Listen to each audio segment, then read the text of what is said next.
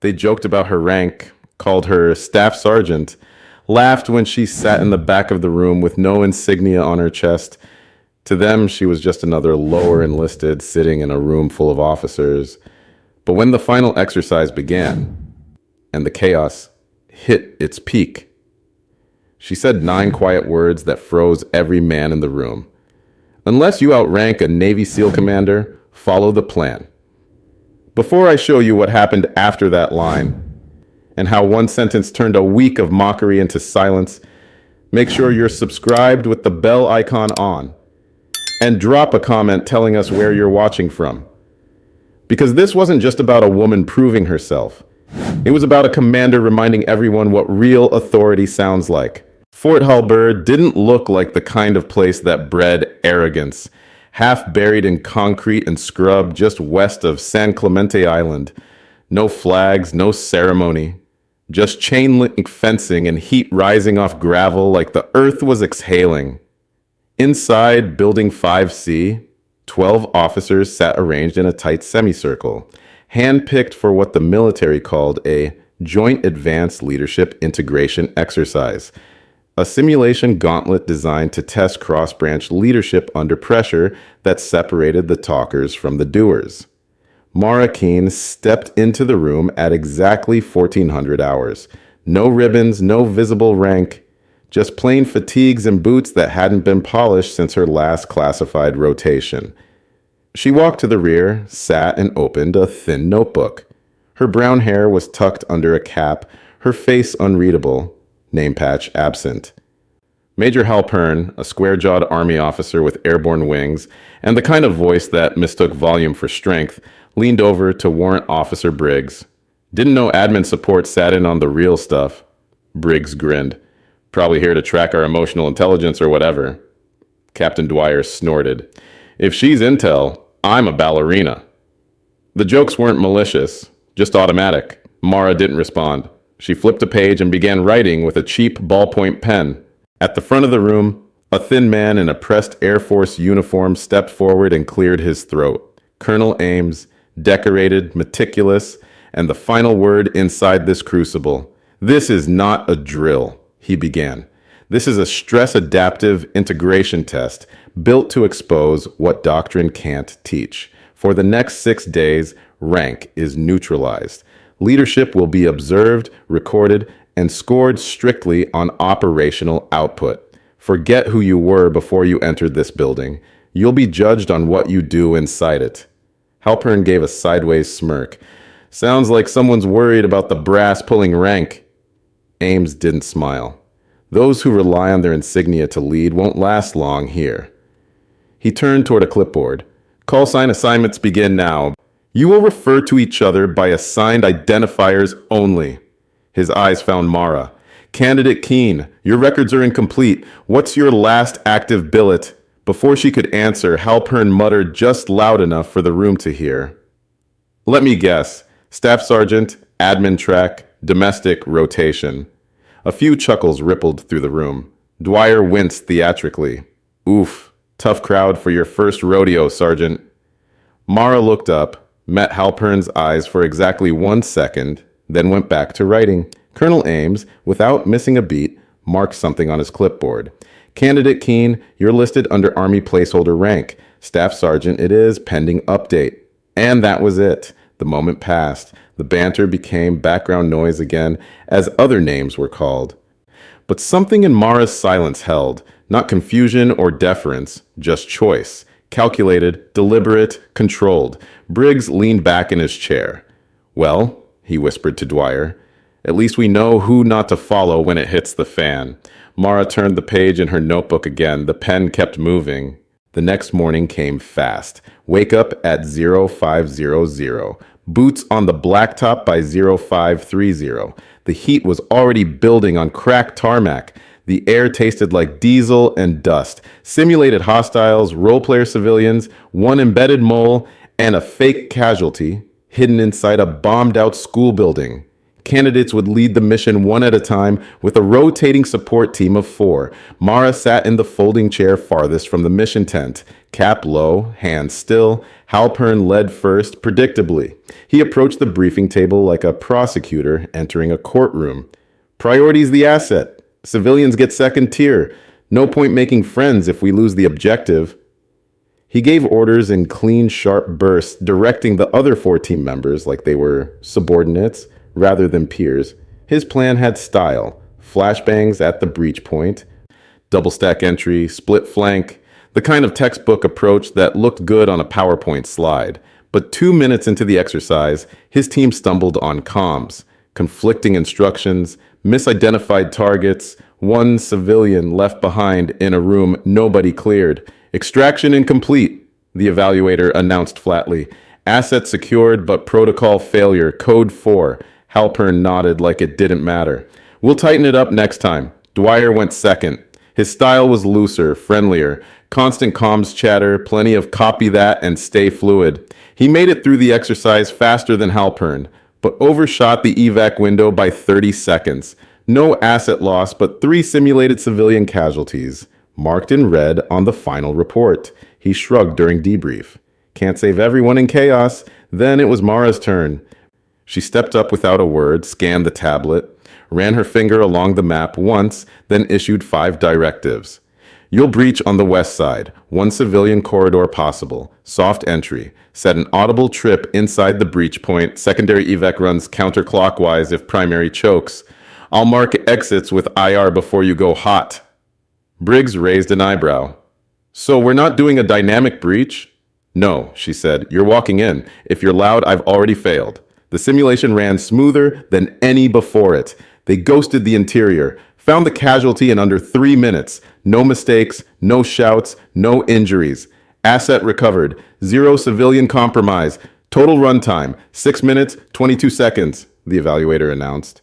Mark, technically successful. Colonel Ames jotted something on his clipboard without looking up. Briggs didn't wait for the next rotation. Guess we're meditating our way to victory now. A few of the others laughed. Halpern leaned back in his chair. Maybe she's from the yoga division. Staff Sergeant Keene, master of softfoot breathing. Mara returned to her seat without expression, took her notebook out again, and started reviewing the scenario data, timings, placements, angles of fire. No pride, no reaction. Later, during the recorded group debrief, the candidates reviewed drone footage on a large monitor. Behind the two-way glass, Commander Rudd, one of the senior oversight observers, narrowed his eyes. She's not reacting like an underperformer, he muttered to the control officer beside him. What do you mean? Rudd pointed at her on screen. Watch her timing. The way she moves her hands. That's not a staff sergeant with good instinct. That's someone who's done real field work in places we don't talk about. Former intel? No, Rudd said quietly. That's special operations cadence. She's not here to learn. The officer blinked. You think she's here to evaluate? Rudd said nothing, just kept watching. The officer's mess at Fort Halberd was nothing special. Metal tables, humming vents, the smell of canned chili that lingered like smoke. By the third evening, it had become the unofficial battleground for social jockeying. Most candidates sat in clusters, still in uniform, but relaxed. Halpern held court with Dwyer and Briggs near the middle, arms draped across chairs. Mara Keene sat alone near the far end. No tray of food, just a black mission binder. Its worn spine labeled with digits that meant nothing to anyone but her. She read quietly, pen occasionally tapping the table edge. Briggs noticed first. She's still on that thing? He muttered, nodding toward the binder. Dwyer glanced over and smirked. You'd think she was studying for the bar exam. Or protecting nuclear launch codes, Briggs added, louder now. Halpern leaned back in his chair. Probably her old HR files. Or maybe notes from her mindfulness retreat. That earned a round of low chuckles. Dwyer called across the room. Hey, Staff Sergeant, we're off duty now. You can stop casing the joint for hostile interns. Mara didn't look up.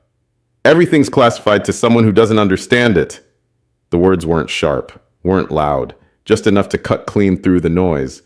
Halpern froze mid-drink.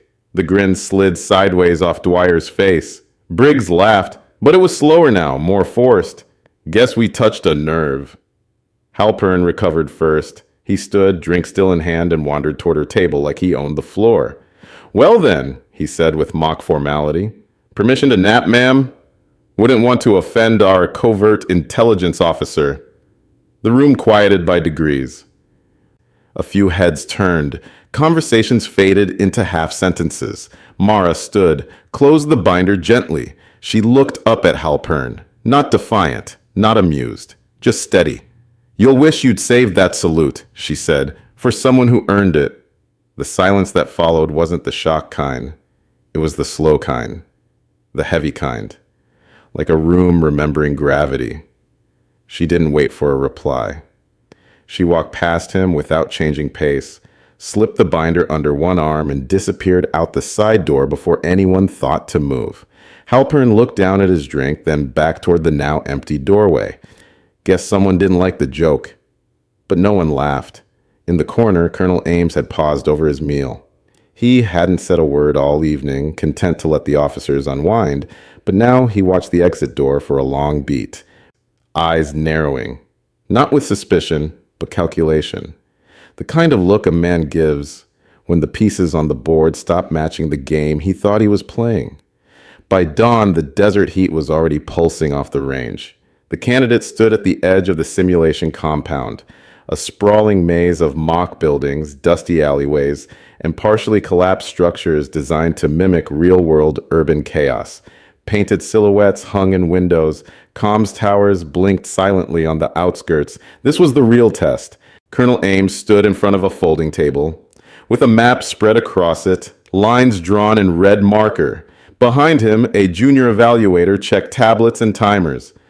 Today's simulation is designated Joint Force Command Crisis, mixed civilian and hostile environment. You'll coordinate across simulated Navy, Air Force, and Army teams under compressed comms. Objectives: secure a compromised embassy liaison, neutralize interior hostiles, avoid non-combatant casualties. You have 25 minutes. Mara had been rotated into Team Delta, led by none other than Major Halpern, who wore his confidence like body armor. She stood off to the side as he took charge. All right, listen up, Halpern barked. We push from the southern breach. Dwyer and Briggs take flank support. Air asset comes in 5 minutes after breach. We light smoke, then move extraction north through alley 2. Simple. Mara raised a hand slightly. That alley is an intel dead zone. If comms drop, you'll be blind. Halpern didn't even turn to face her. Noted, Staff Sergeant, but we're not planning to lose comms, are we? A few chuckles from the others. Dwyer rolled his eyes. Any other yoga-based insights? No, Mara said evenly. Just terrain math. The timer beeped. They moved fast. Breach team kicked in the southern wall of the embassy mock-up and swept the first floor with practiced formation.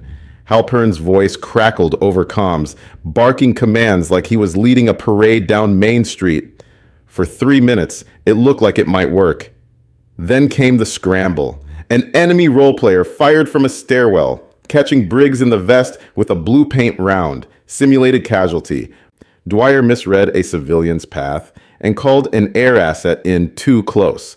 Civi KIA flashed across the sim monitor in the observation booth. Then comms went silent, just as Mara had predicted. Halpern's voice stuttered. Where the hell's air support? We marked smoke. Nothing. The alley was a dead zone. The Air Force unit never received the evac order. The role players swarmed. By the end, half the team was marked neutralized, including Halpern himself. One fake hostage remained unrescued, and the alley had become a kill box.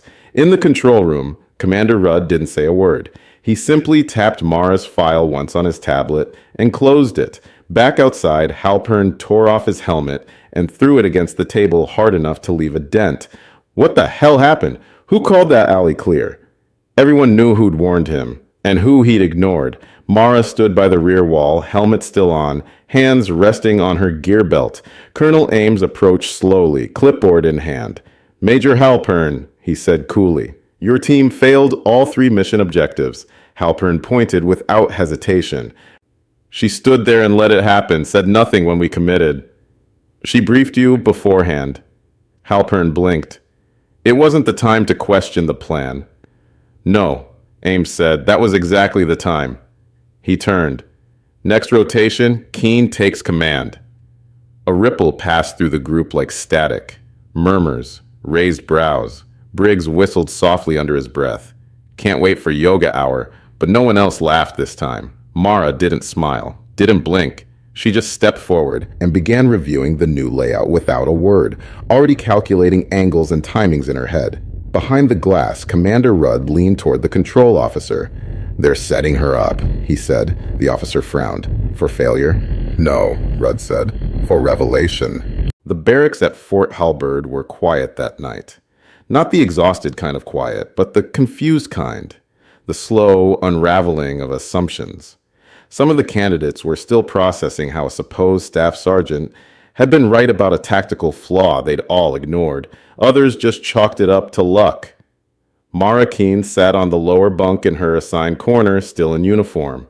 Her boots were cleaned to inspection standard, not for appearance, but because she did it every night, the way some soldiers cleaned rifles, ritual, discipline, calibration. Her binder lay on the mattress beside her. A fresh set of folded range maps and sealed comms transcripts tucked inside. At 22:14, her encrypted phone buzzed once. No ringtone, no vibration, just a single flash from a port on the lower edge of the device. She picked it up and pressed the side key. A voice came through the secure line, flat and familiar. Commander Keene, your cover remains intact. Observation window concludes at 0800 tomorrow. You are clear to proceed with discretion. No password challenge, no verification. They didn't need one. Clearance at that level came with absolute trust or none at all. Mara didn't reply. She didn't need to. The line went dead. She set the phone back on her pillow and exhaled slowly through her nose. Not relief, more like confirmation. The kind that only comes after weeks of maintaining a role so convincingly that even your own bones start to believe it. Across the compound, under a camo net near the fire barrel, Halpern and Briggs were finishing their fourth round of cheap PX whiskey poured into coffee mugs. The bottle had no label anymore, just duct tape and fingerprints. Halpern's voice slurred slightly, but the words were loud enough to carry. Tomorrow she's in charge. He laughed. I can't wait. Can't freaking wait. Briggs laughed with him, flicking his cigarette into the dirt. We'll run her into the ground. Then Ames gets to read the after-action report that says Sergeant Yoga got us all killed. Hell, Halpern added. She might quit before that. Cry misogyny and walk off the field. Briggs snorted. More like imposter syndrome. Except she's the only one buying her own lie. Neither of them noticed Colonel Ames standing in the dark just around the side of the motor pool, arms folded, watching them speak. He said nothing, just turned and walked away. Back in her bunk, Mara opened her binder one last time. She wasn't studying anymore. She was reviewing patterns. Briggs's comms hesitations, Halpern's timing delays, the errors that had repeated across 3 separate simulations. She annotated with a fine point pen, notes like a field commander, prepping for a mission she wasn't allowed to admit existed. Tomorrow, it would all change, and the joke wouldn't be funny anymore. By morning, the heat on the range was dry and mean, a windless furnace that baked the concrete structures and bleached the sky to bone. Inside the simulation dome, the air was cool, and the pressure was silent and sharp. Final assessment day, the culmination of the Joint Force Command course. Colonel Ames stood beside the projector table, rotating through live tactical maps of the exercise layout, a full-scale scenario involving multiple entry points, layered communications, simulated civilians, and staggered hostile contact. It was the most complex scenario of the week. No pre-assigned positions, no one got to coast. All remaining candidates will operate under a single commander, Ames announced. This is an integrated exercise. You'll be evaluated on execution, resource conservation, and leadership integrity. The map rotated and zoomed. Command slot will be held by candidate Keene. A pause, just long enough for it to land. Halpern's head turned sharply, mouth half open. Briggs raised his brows. Dwyer let out a soft scoff that he tried to hide with a cough. Mara stepped forward from the second row, binder in hand, boots quiet on the floor. She didn't react to the stares. She placed the binder beside the map screen and tapped twice. A new layout slid onto the digital table. Her own projection, a pre-planned route, fire team rotations, timed air asset windows, drone recon routes embedded in phase progression. She didn't raise her voice. Halpern, you'll lead Team 2 through the secondary breach here. She pointed. Briggs, comms relay from Tower 6. Dwyer, evac corridor. Maintain visual on alley intersections. That's where we lost contact 2 days ago. I've rerouted civilian markers based on heat maps from the last 3 sims. Briggs gave a half smile. Didn't realize the sergeant got promoted overnight. Halpern leaned on the table. Don't worry, I'll walk slow so you can keep up. Mara looked at him calmly. Unless you outrank a Navy SEAL commander, she said, I suggest you follow the plan. Dead silence. Not a metaphorical pause. Real silence. As if the room itself took a breath and didn't know what to do with it. Halpern blinked. What did you just say? She didn't repeat it. She didn't need to. Colonel Ames cleared his throat. You heard her. The command registered. Not a correction, not sarcasm. Authority. Halpern's mouth opened again, but no words came out. Briggs looked around, suddenly unsure whether he'd missed a memo or an entire briefing. Dwyer sat back slowly, hands off the table like he'd just triggered something live. Proceed with the mission, Ames ordered. Keene is acting commander. The shuffle of gear, tightening of vests, and slinging of rifles began with a different tempo now. Not rushed, not casual, just recalibrated. Nobody spoke. Mara clipped her headset into place and tapped the comms channel twice. All stations, this is ground 1, she said. Check in and prepare for operational call-out. Phase 1 begins on my mark. Behind the two-way glass, Commander Rudd let out a breath he'd been holding since the first simulation. Took long enough, he muttered.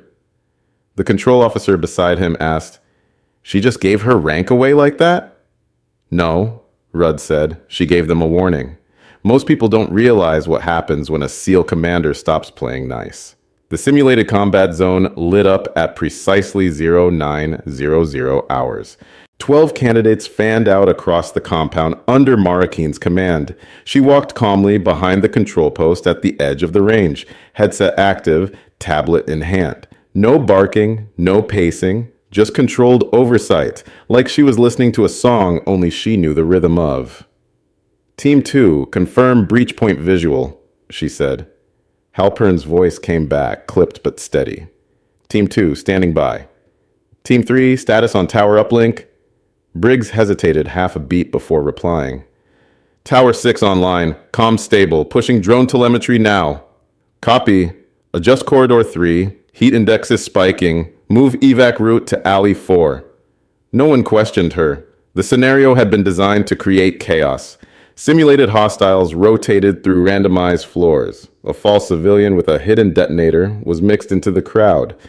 The instructors expected at least 2 fire team collapses and 1 friendly fire incident.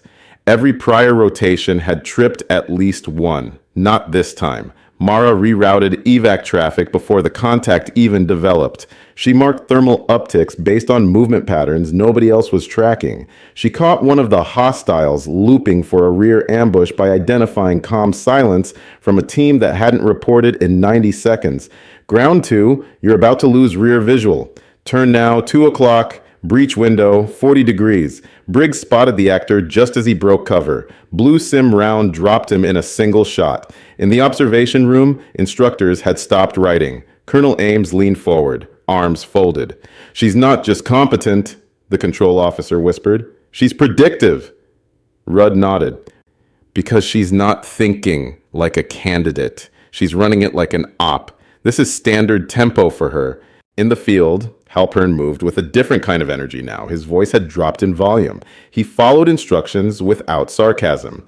At one point, when his team lost visual on a tagged evac civilian, he keyed his mic without hesitation. Commander, Permission to reroute east, secondary corridor. Mara didn't even pause.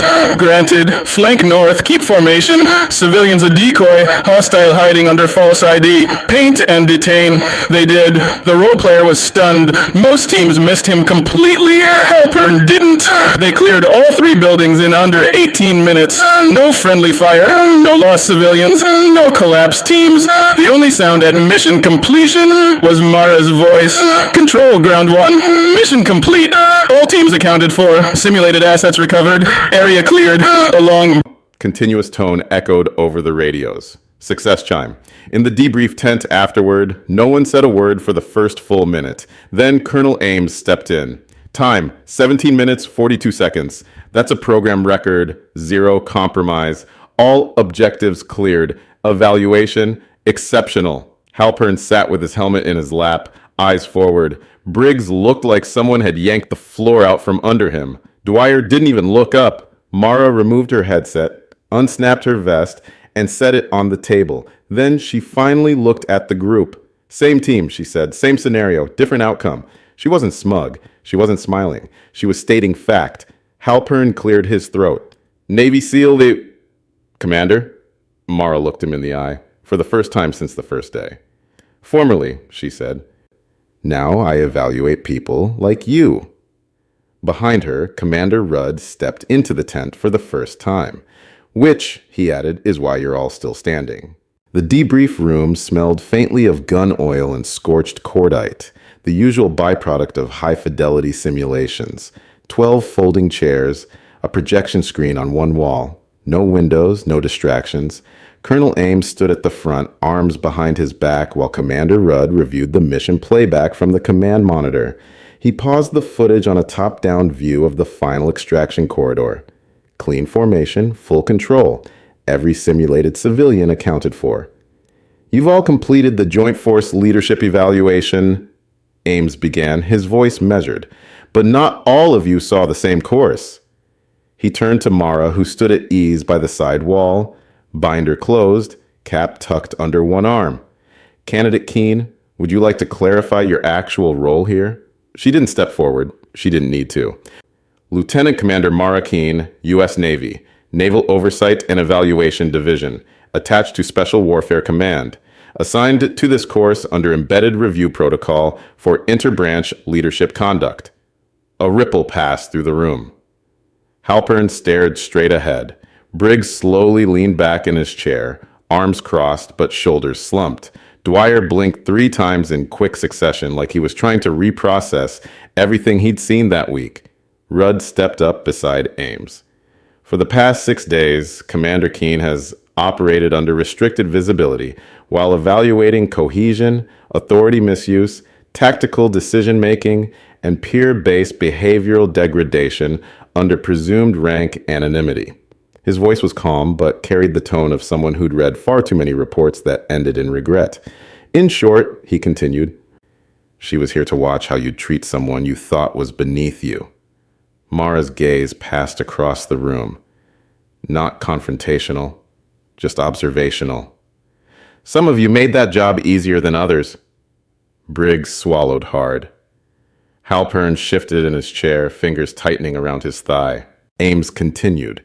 Commander Keene's report will now become part of your formal file. Not because of what you did under pressure, but because of what you revealed when you thought no one was watching.